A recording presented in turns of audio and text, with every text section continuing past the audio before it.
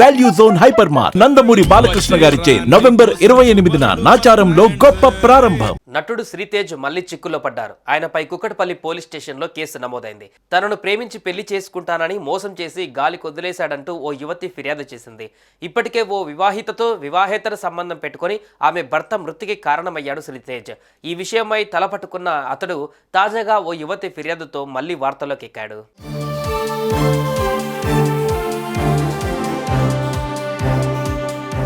శ్రీతేజ్ ఇప్పుడిప్పుడే ఇండస్ట్రీలో ఎదుగుతున్న యాక్టర్. లక్ష్మీస్ ఎన్టీఆర్ సినిమాలో ఏకంగా చంద్రబాబు పాత్ర కూడా పోషించారు. అంతేకాదు పుష్ప, నారప్ప, మంగళవారం సినిమాలలో మంచి రోల్స్ పోషించాడు. అటు పరంపరం, బహిష్కరణ అంటూ మంచి వెబ్ సిరీస్లో కూడా తన టాలెంట్ చూపించుకున్నాడు. వీటన్నిటిని క్యాష్ చేసుకుని ఎదగాల్సిన శ్రీతేజ్ అడ్డదారి తొక్కాడు. ఆడాళ్లతో సంబంధాలు పెట్టుకుని వారిని మోసం చేశాడు. దీంతో అతనిపై ఫిర్యాదు నమోదయ్యాయి.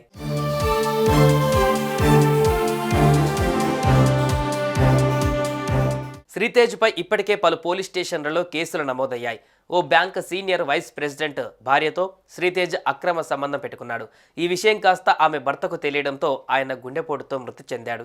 ఈ విషయమై పోలీసులు కేసు నమోదు చేసి అతన్ని అరెస్టు చేయగా తాజాగా బెయిల్ తీసుకుని ఊపిరి పీల్చుకున్నాడు. ఇంతలోనే అతనిపై కుకట్పల్లి పోలీస్ స్టేషన్లో మరో కేసు నమోదైంది. పెళ్లి చేసుకుంటానని నమ్మించి మోసం చేశాడని యువతి ఫిర్యాదు చేసింది. శ్రీతేజ్ పైన కుకట్పల్లిలో గతంలోనూ కేసు నమోదయ్యింది. వీరు మాత్రమే కాకుండా మరో 2 అమ్మాయిలతో శ్రీతేజ్ అఫేర్ పెట్టుకున్నాడు. కానీ ఆ అమ్మాయిలు ఫిర్యాదు చేయలేదు.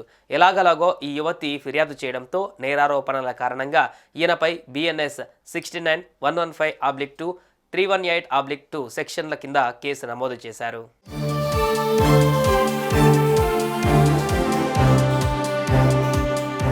శ్రీతేజ్ సినిమాలు, వెబ్ సిరీస్లతో బిజీగా ఉండవలసింది పోయి అమ్మాయిలను మోసం చేయడంలో బిజీగా మారాడు. ఇప్పుడు తప్పించుకొని తిరుగుతున్నాడు. కానీ పోలీసుల కంటికి కనిపించకుండా ఎన్నాళ్ళని తిరుగుతాడు? ఎలాగలోగా పట్టుకోవాల్సిందే. ఈ విషయంపై నోరు విప్పాల్సిందే.